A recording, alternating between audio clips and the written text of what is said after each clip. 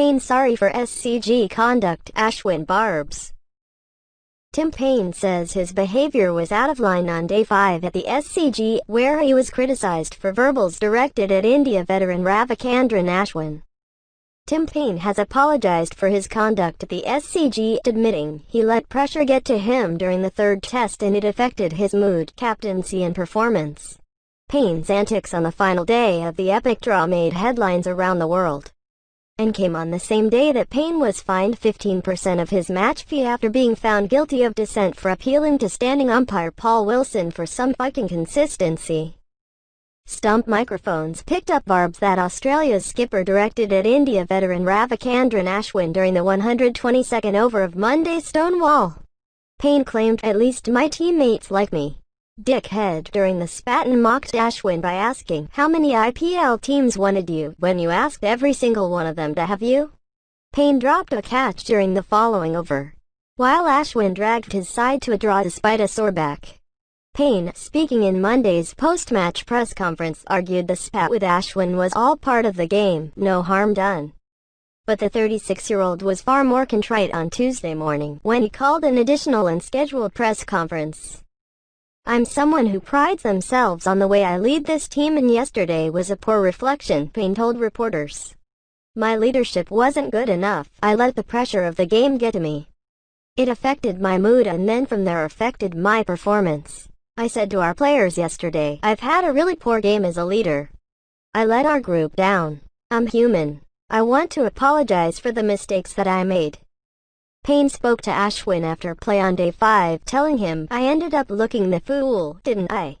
You open your mouth and then you drop the catch. We had a bit of a laugh about that," he said. There were fewer laughs during Paine's debrief with coaching staff Justin Langer, Andrew McDonald and Matthew Mott. "I raised it with him, Langer, on Monday night," Paine said. "My mood throughout the whole test match was probably a little bit off. I'm normally a pretty relaxed person. When we were batting in this test, I was on edge. I was wandering around the change rooms, couldn't sit still, couldn't watch, and I think that added to the tension.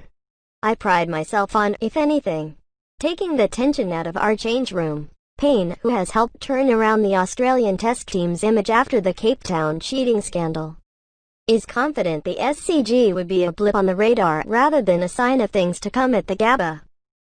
Yeah, and I think it was important to come on and address some things from yesterday. So I suppose in a way I want to, not in a way I do, I want to apologise for the way I went about things yesterday. I'm someone who prides themselves on the way I lead this team, and yesterday was a poor reflection of that.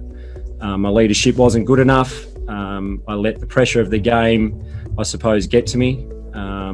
It sort of affected my mood, and then from there affected my performance. So I think yesterday when I came off the ground, my reflection was purely on my wicket keeping. Sort of sitting back last night and reflecting on the whole game. I think I said to our players yesterday, I think I've had a really poor game as a leader, not so much as a captain, but certainly as a leader. I'm a captain who wants to enjoy the game. I'm a captain who wants to play the game with a smile on their face. And yesterday I fell short of my expectations and our team's standards. So I'm human. I want to apologise for the mistakes that I made yesterday. Certainly, as I said, not a reflection of the way I want to lead this team. We've set really high standards over the last 18 months, and yesterday was certainly a bit of a blip on the radar and something that I felt that I needed to come out and address. Bitterly disappointed with the way I went about it. I feel that my mood throughout probably the whole test match was probably a little bit off. The way I spoke to the umpires early on in day 2 was also unacceptable. So like I said yesterday, I've got to cop that on the chin. It's not the way I want to lead this Australian team. It's certainly not a reflection of how I want to do it going forward. I always talk to our players about playing this game on skill and not an emotion. And yesterday, as I said, I fell short of my own standards and own expectations. So, again, not at the time, because as I said, I think I was caught up in the emotion of the game, and yeah, I had a bad moment there. There's no doubt about that. So, once I reflected on it, I knew that I'd done the wrong thing. And as I said, it's not something that I want to be known for. I set really high standards for myself, and I ask my teammates to do the same thing. And yesterday, as a leader, I let our group down. So, I thought it was important I came on and addressed that, and I'll address it with the players as well. I spoke to him really quickly after the game yesterday. As I said to him, look, I ended up looking the fool, didn't I? You open your mouth and then you drop a catch. Had a bit of a laugh about that. So, look, as I said, I think the relations between the two teams have been great.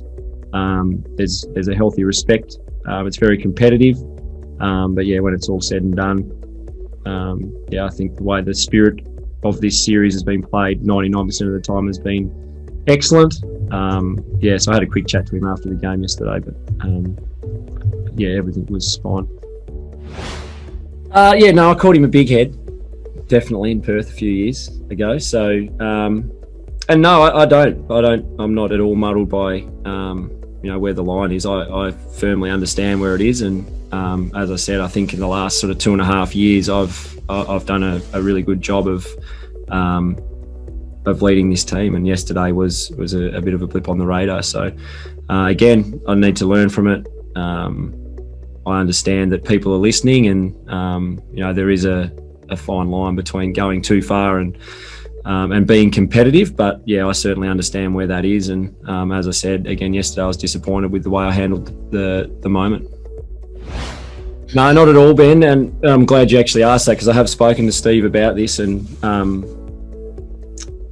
know he's really disappointed with the way it's come across. I mean, if you've watched Steve Smith play Test cricket, that's something that he does every single game, 5 or 6 times a day. He's always standing in the batting crease, shadow batting, and as we know, he's got those sort of many Steve Smith quirks. So one of them is he's always marking centre. He was certainly not changing guard, and I imagine if he was, then the Indian players would have kicked up a bit of a stink at the time. But that's something that I've seen Steve do many a times in the Test matches and Shield games that I've played with him. When he's in the field, he likes to sort of walk up to where he bats and visualise how he's going to play. And yesterday you could sort of see him up there playing a couple of shots as a left-hander, as if where he wanted Lino to pitch the ball. And one of his mannerisms, as I said, he does it a lot. He was marking centre. He wasn't by any stretch of the imagination trying to change guard or do anything like that. Oh, it's something we discussed a long time ago. As I said, I think the standards we've set ourselves over the last 2 years or 2.5 years, it has been a really high standard, and we want that. We want to set high standards for ourselves. We know that people around the country look up to us and look to us for leadership, and for kids look up to us. We're heroes of kids. So we knew that people expect that from us now, and we understand that that's how it is, and we sign up for that. And as I said, I was the one who fell short of that yesterday. Yeah, absolutely.